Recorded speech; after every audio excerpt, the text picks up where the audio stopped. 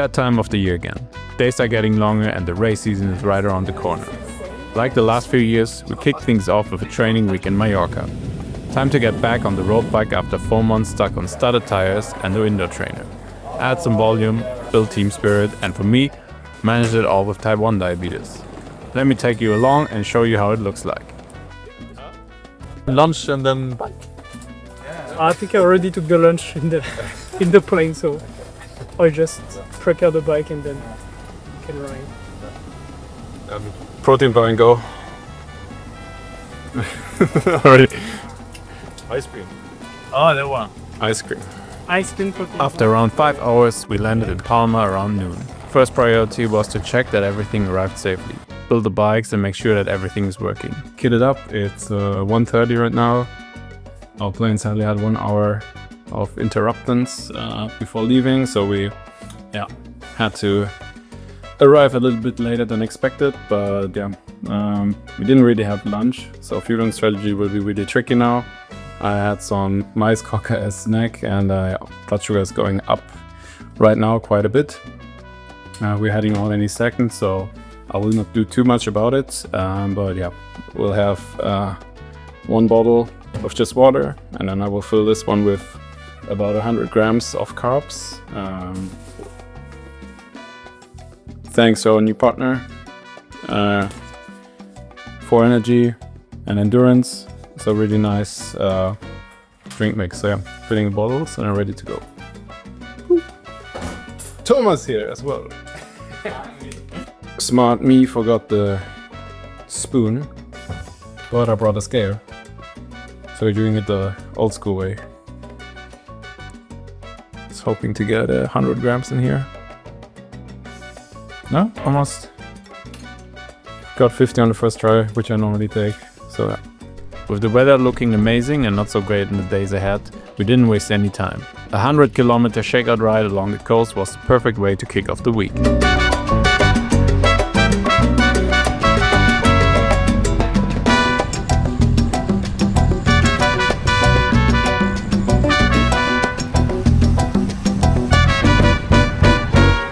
The plan for the week was pretty simple: build volume and enjoy plenty of time in the saddle under the sun.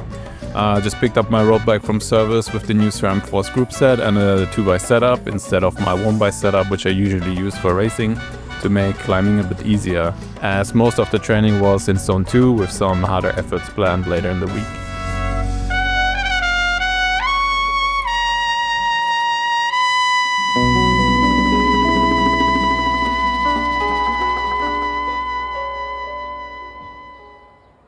Long endurance days are usually pretty easy to manage with diabetes, but unforeseen events can throw you off guard, like an unexpected rain shower which we had on day 2, which led us to a stop at a coffee shop for an hour. For breakfast, I usually focus on high protein, high fat foods like eggs, bacon and yogurt with nuts, plus a bit of carbs like toast, waffles or croissant on the side. The fat and protein help slow down the absorption of carbs, which can prevent big blood sugar spikes while I'm getting ready. Once I'm on the bike and riding steadily, my insulin sensitivity increases, which helps to keep my blood sugar stable for the first 3 to 4 hours. But if there are delays, like in that case, my insulin sensitivity isn't as high and it can lead to early spikes. With my experience so far, I usually manage to catch and manage them pretty quickly though. 90 grams in the bottle, one, and then the other one is just plain water. On top of that, a good trick for breakfast is always to take some stuff with you on the ride. Makes it cheaper. So what I have is I got like 3 cookies and then 2 sandwiches. Or 3, 1, 2, 3. I'll bring a gel like always, mostly just for backup, and then also flapjack in case I run out of energy with what I have.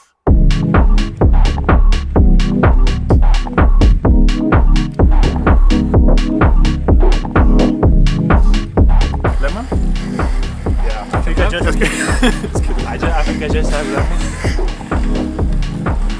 It will be interesting in like the last days when I have eaten all my energy. Like I did buy Haribo some kind of. The cookies are really good. They're very like watery. Yeah, they just go like that.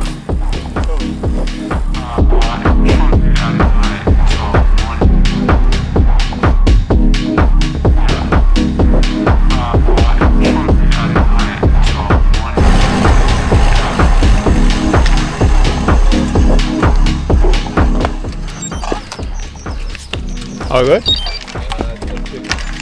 My back wheel also. You crashed? Yeah. Ah, shit. Nothing happened there. Ah, that's really. This is I sketchy. can hold the bike. I thought it was quite slippery. Yeah, I mean, I Yeah, dropped. I lost my back tire, like just a little bit. I was like, shit. yeah, it was Nah. going super easy as well. It's like, how does it look? You look like a warrior. Yeah. A little bit of a tricky trip so far. John crashed on the descent of Orient Climb, so he had a bent derailleur or something like this. It's not properly shifting. Luckily, that's about it for now.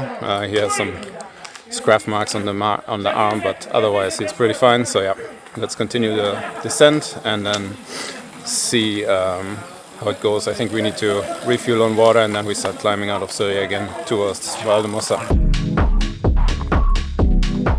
This wasn't the last highlight of the day, and the next one was literally waiting around the corner. In the bottom of Soye, the group we just saw with the guy struggling with his clipless pedals would play a significant role.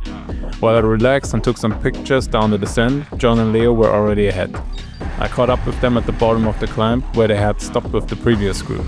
A woman was yelling in Spanish and waving an axe. It was unclear to me why she was so upset, but no one seemed to be overly concerned.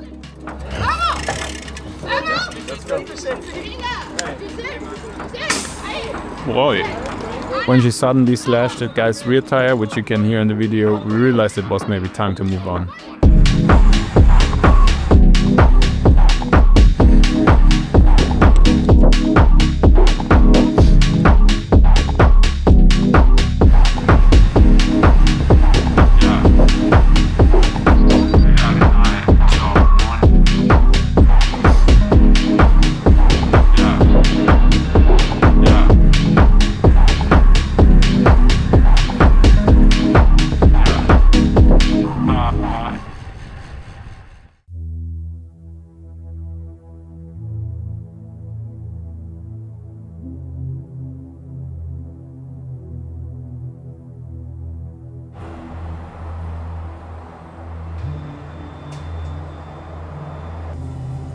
Welcome to day 5. Today is Calobra on the menu, which means we're going first to Inca and then all the way up to Col de Reis, and then we descend down to Calobra and back up.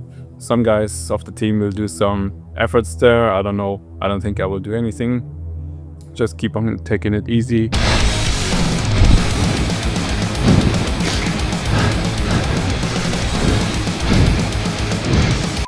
Blood sugar wise, I think it's going pretty well. Less and less spikes, as you can see. A little bit in the night, but it's getting less and less extreme. Still experimenting around, but getting a good feeling now for the nutrition. Overall, yesterday you can see from the baseline it was pretty decent overall. I had the spike in the morning when we stopped, but then afterwards managed every time it dropped, refueled at the right moment and got the blood sugar up again. Didn't need too much, but because it was a very long day yesterday, I think that made it very tough to get the calories in yesterday. So I had a bunch, like 1,500 calories open, which I just couldn't eat anymore. So it would have been better to eat a bit more during the day, inject a bit to compensate for that. But yeah, we'll see how the legs feel today. I don't know exactly.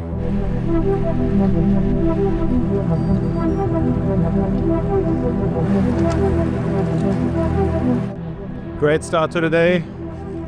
Was about to put my helmet on and the ball system died. So first mission is heading to the nearest bike shop.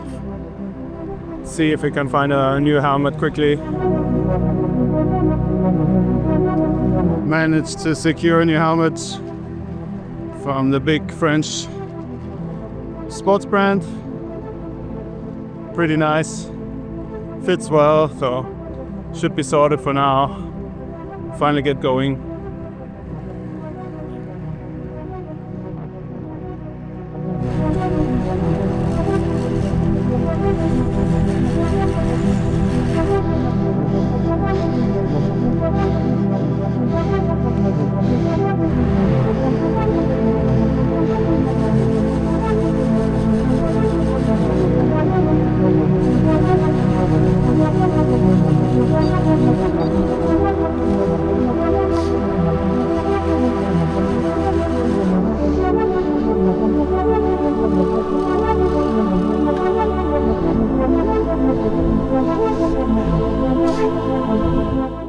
Did an effort here from the bottom, and took me about 35 minutes. I don't know exactly what the wattage was, aimed for around 400 watts, which was surprisingly easy, I would say, despite already having 4 hot days in the legs. I drank a bit during the effort on the way up. Blood sugar dropped a bit, but you can see from the initial spike again, had the problem and delay with the helmet, which meant that we didn't ride as soon as planned, which meant that the blood sugar spiked again, but not too big of a problem. I injected then at the first piece stop a bit, just to get the blood sugar under control, especially now with the effort. And now we're going down to Calobra, waiting for the other guys, and then going up again. I don't know if I will do another effort.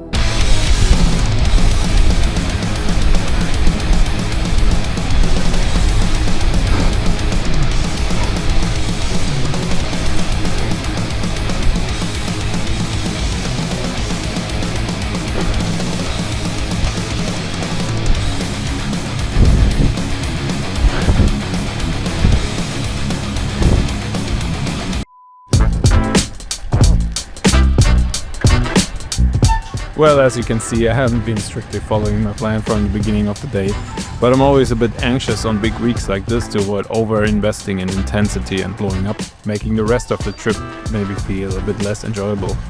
In the end, it was perfect though. I tested my legs and it gave me a moral boost after a pretty bad indoor season where I introduced intensity and intervals a bit too late into the pre-season.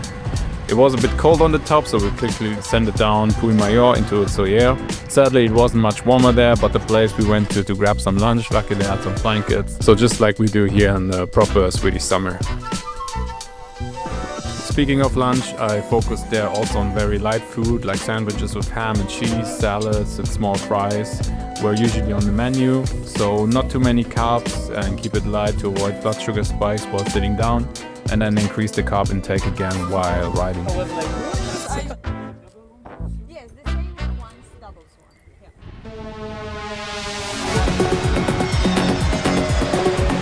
one. The rest of the week was all about keeping volume high and intensity low. On day 6 we met up with our teammate Alex and his German team, the Colonia Kids, who were also in Mallorca at the same time. We traveled via Orient to Soyer and then towards Esporades for lunch. It's always incredible to ride with such experienced cyclists and try to follow their wheel, take their line, brake when they do. You just learn so much from them and it's always a great opportunity.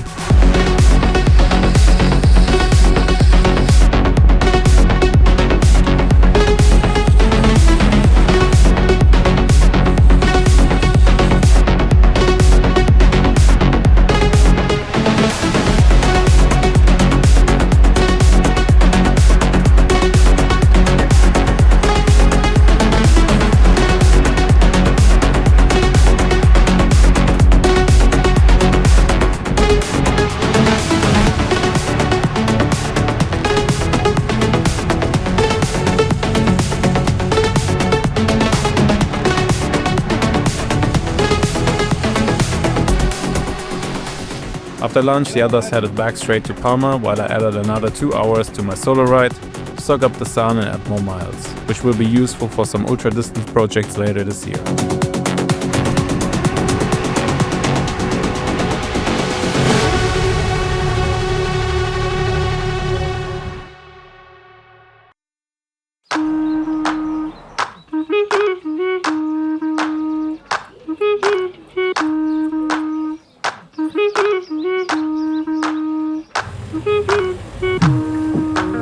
I think I finally have a really good feeling on how managing the blood sugar during the night. It got better and better with every day, but tonight was the first night. It was really perfect. As you can see, it's been only a tiny bit in the yellow in the night, and here as well, right before breakfast. Otherwise, it's been very perfect during the night. I think just, injecting quite a lot right before going to bed. I think in total 8 to 10 units I did now. And also one thing I did different is that I injected a bit about 9 p.m. and then I injected another like 6, so like the other 60% right before going to bed, but then also in the leg, so it would react a bit slower.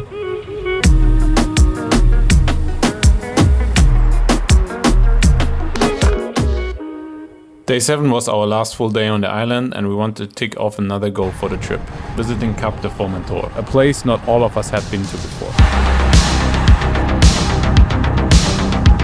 Our friend Fabian joined us, and we drove through the mountains to Alcudia, trying to stay sheltered from the strong north winds. We kept the pace high to enjoy the views around the lighthouse and have a nice lunch in Alcudia, all before sunset sets in.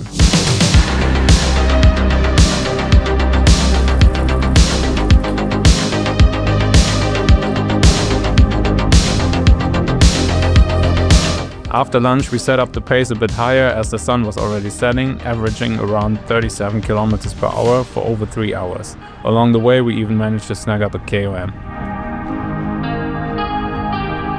On the final day, we kept it relaxed and short, taking a coffee ride out to Campos for some pastries.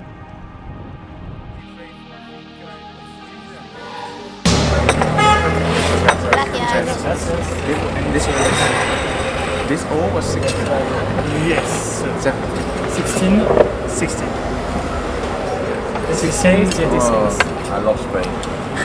I lost.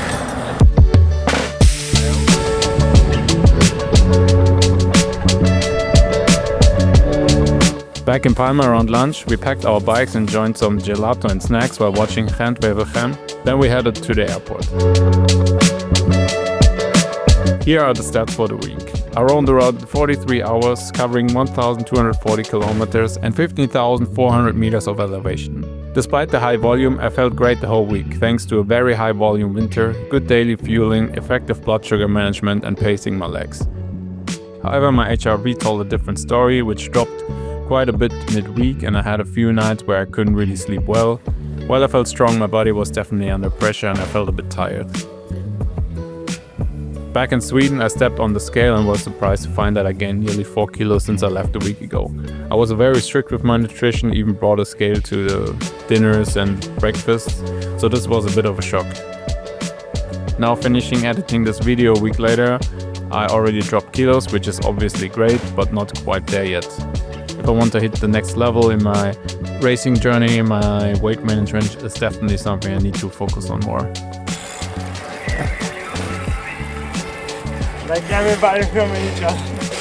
Everyone filming. It was very quiet now on this road. It's nice.